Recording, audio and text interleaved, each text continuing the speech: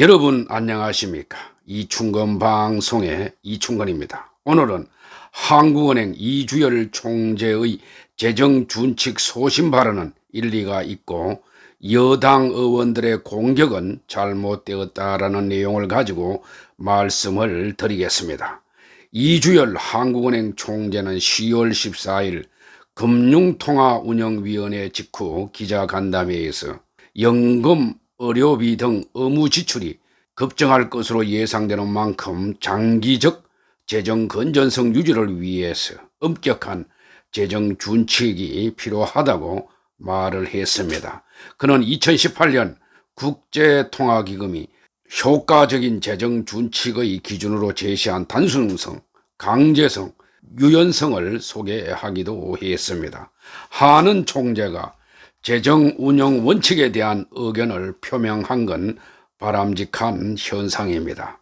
최근 문정부 들어 국가 부채가 급증하고 있어서 큰 문제인데 적절한 시기에 말한 것으로 생각됩니다. 그런데 10월 16일 국회 기획재정위원회 한국은행 국정감사에서는 이주열 한국은행 총재가 최근 엄격한 재정 준칙 필요성을 강조한 데에 대해서 여당 의원들의 질타가 이어졌습니다. 이 총재가 중앙은행 수장으로서 소신을 밝힌 데에 대해서 여당 소속 의원이 인신공격성 발언으로 물의를 일으켰습니다. 이날 국회 재정위원회 국정감사에서 박형수 국민의힘 의원은 이 총재에게 재정 준칙에 대한 생각을 물었습니다. 이에 이 총재는 엄격한 재정 준칙이 필요하다고 생각한다며 현재 상황에서는 재정의 적극적인 역할이 필요하다고 보지만은 장기적인 전망을 보면은 건전성 저하가 우려된다고 했습니다. 이어 위기가 회복됐을 때를 생각하면은 엄격한 재정 준칙이 필요하다고 했습니다. 하는 총재로서 충분히 할 수 있는 발언으로 받아들여지고 있습니다. 그런데 이에 대해서 양경숙 민주당 의원은 확장적 재정 정책을 쓰고 있는 이런 민감한 시기에 대안도 제시하지 않고 논란과 분란을 일으키는데 기름을 부었다며 한국은행이 신종 코로나라는 엄중한 시기에 본연의 역할을 제대로 못하면서 대안도 제시하지 않은 채 정부 정책에 훈수를 두는 것인가라고 했습니다. 그러면서 너나 잘하세요라는 유명한 영화 대사가 떠올랐다고 했습니다. 양경숙 의원이 재정 준칙에 대한 발언을 유명한 영화 대사에 비유한 것은 아주 잘못되었다고 생각합니다. 양 의원은 서울시의원 출신으로 21대 비례대표에 당선된 의원으로 남북경협국민운동본부 공동대표와 민주당 정책위원회 부의장 등을 지냈습니다. 박홍근 더불어민주당 의원도 재정 준칙의 엄격성을 강조했지만 해외 다른 국가들을 보면 중앙은행이 준재정 역할을 한다. 하느니 정부의 확장적 재정 정책을 뒷받침해야 한다라고 했습니다. 정일영 더불어민주당 의원은 재정 준칙과 관련해서 발언을 왜 했는지 모르겠다. 불확실성한 시대에 굳이 재정 준칙이 지금 필요하다고 말하는 게 적절한가라고 했습니다. 그러나 서병수 국민의힘 의원은 양 의원 발언에 많이 당혹스러울 것 같다며 하느니 계속 독립적인 목소리를 내주어야 한다라고 했습니다. 여당 의원들의 질타에 이 총재는 재정 준칙이 무조건 엄격해야 한다는 한마디만 한 것이 아니다라고 해명했습니다. 그는 지금 같은 상황에서는 재정에 적극적인 정책이 필요하지만은 위기 요인이 해소된다면은 준칙은 엄격해야 한다. 이것은 내 개인의 주장이 아니라 모든 전문가의 공통된 의견을 내가 정리했을 뿐이라고 덧붙였습니다. 제가 보기에는 이 총재는 하는 총재로서 당연히 할 수 있는 말을 한 것으로 보입니다. 한국경제학회가 최근 경제학자들을 대상으로 국가 부채의 증가에 대해서 여론조사를 했는데 재방송 118회에서 방송한 바와 같이 경제학자 75%가 국가 부채 증가에 대해서 문제가 많다고 했습니다.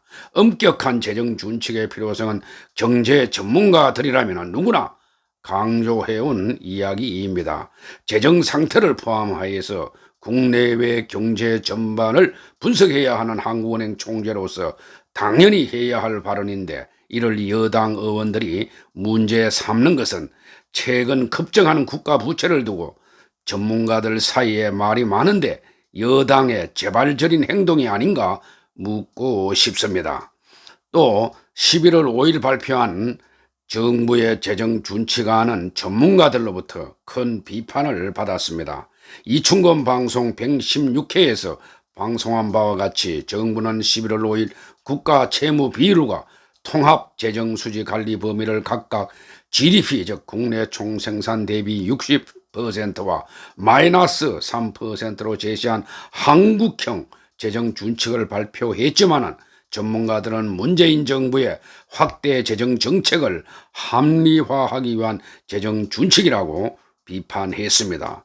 너무 느슨한 재정 준칙안이 발표되자 문 정부의 무책임한 책임 회피용 내지 면피용이 아닌가 하는 비판을 받았습니다.